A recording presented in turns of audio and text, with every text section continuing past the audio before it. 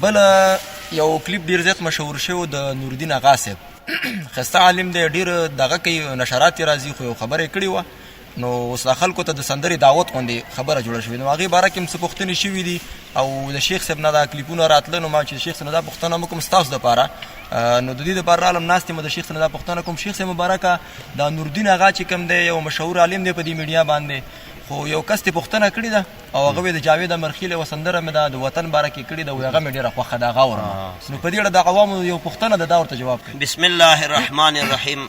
انتظار صاحب او محترم حاضرینو هر سړی چې پټکې ووایي او ګیره پرېږدي خلک وایي چې دا عالم دی. دلته یو ملا پر ادو بیان کوي یو شپې دا حدیث ویل چې السلطان المسلم ذل الله فی الارض. د دې خو دا معنا ده چې مسلمان بادشاه د الله رحمت دی په ځمکه. دی ویل د مسلمانانو بادشاه نو سلطان المسلمین خو نه دی ویلی السلطان المسلم. نو د ترکیب توصیفي او ترکیب اضافي فرق نشي کولی. ګرامر یې نه ویلی هغه ملا دی خو فیسبوک کې راښکاره شي. امرخیل دا نورالدین اغا دی که څوک دی د سندرې په رابطه چې د کوم کلیپ کړی دی د شریعت نه ډېر خلاف کار کړی او ډېر غلطې کړی. د عربو یو عالم دی د هغه یو کتاب دی لیدبروا آیاته دکتور دی اوس هم دی جامع ازهر کې دی غالبا هغې لیکلي چې الله ګوا کوم ملایکې او حملة العرش او ټول ګوا کوم په دې باندې چې والله العظیم چې د الله د دې قول نه سندرې مراد دي چې ومن الناس من یشتري لهو الحدیث لیضل عن سبیل الله.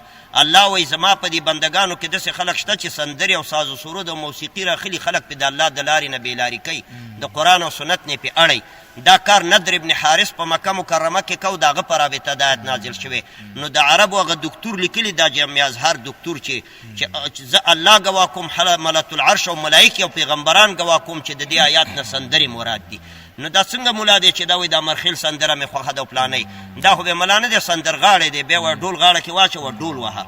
د عالم شان دا نه د ټولې نړۍ علما په دې متفق دي. څلور واړه مذاهب غیر مقلدین اهل الحدیث یعنی په نوم عالم او مسلمان چې سندرې او موسیقي دا حرامه ده ګناه ده او د الله رسول ویلي چې لا یجتمع امتي علی الضلاله. دا ضلالت دی دا ګمراهي ده. پاتې شو د وطن سندره. نو د کوم وطن ته اوس د کوم وطني مثلا ته د پاکستاني که د افغانستاني وطن خو امریکا هم ده. امریکانۍ به وایي زما د امریکې سندره خوښه ده. روسیې به وایي زما د روسي وطنونه خو ټول دي. نو وطن د شریعت سره څه تطبیق لري؟ د الله او د رسول دین بیل دی وطن بیل دی. نو که موږ افغانان ویو چې ولې د وطن مینه نو واسې خو به روسان هم د خپل وطن سره مینه کوي. هسې خو د هر ملک استخبارات د خپل ملک سره مینه لري. د ملک په محبت کې میتیزم سکي بعضې خلک بیا د بې دمافي او ګلم په مخ داسې خلک شته دي. نو دا به شریعتي دا به دیني د خاورې سره محبت بیل شی دی خو سندرې مطلقا په شریعت کې حرام دی. ګوره د الله نه ویرېږئ که ته نورالدین اغا یو که اغوا یو که هر څوک یې خو د الله نه ویرېږه. چټیت مه وایه. چا چې دنه پوښتنه کړې هغې یو بل چا نه هم پوښتنه کړې هغه خبرې کوي. یو بل چا نه تراویحو په رابطه پوښتنه کړې د جهاد په رابطه یې کړې د مذاهب او امامانو په رابطه یې کړې هغې هم ګډې وډې ویلي. نو دا د هغه آیات مصداق دی چې الخبیثات للخبیثین والخبیثون للخبیثات. دا خبیث خلک چیړي او خبیثې خبرې ته نه راوباسي. دا کم ژورنالست چې ورسره خبرې کړي دي ځکه د هغه قواره او شکل هم د نارینه غوندې نه دی د مؤنث خنثی مشکل غوندې شکل دی. او د نورالدین اغا نه پوښتنه کړې او د سندرې په رابطه جواب ورکړی. که د تمامې نړۍ په علماو کې چا د سندرې جواز ورکړو ورسره موسیقي او دی ورکړو نو بلکل یا الله او رسول دا جواز ورکړي. د الله پیغمبر دا نفي کړي حدیث مبارکه په دې کې راغلي دي.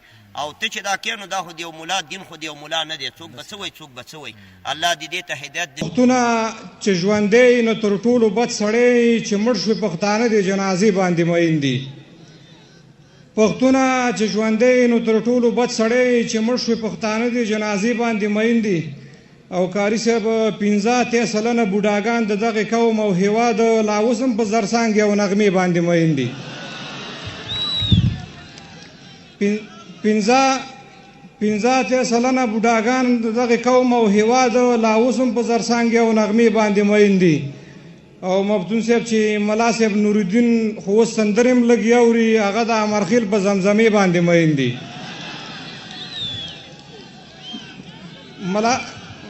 ملا صاحب نورالدین خو اوس سندرې هم لږ اوري هغوی د امرخیل په زمزمې باندې مین دي.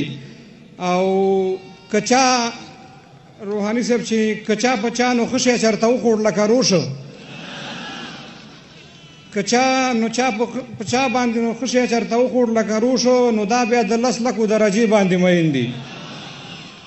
او کچا په چا نو ښه شی چېرته وخوړ لکه روشه نو دا نو بیا د 10 لکو درجې باندې مین دي او چې کومو ډاکټرانو خو شپرینو خسي لیکلي بس دا په کمیشن او په عمرې باندې مین دي او یو څوک لکه سپېڅلی انقلاب د بلوچانو هغه نو د ریل ګاډي په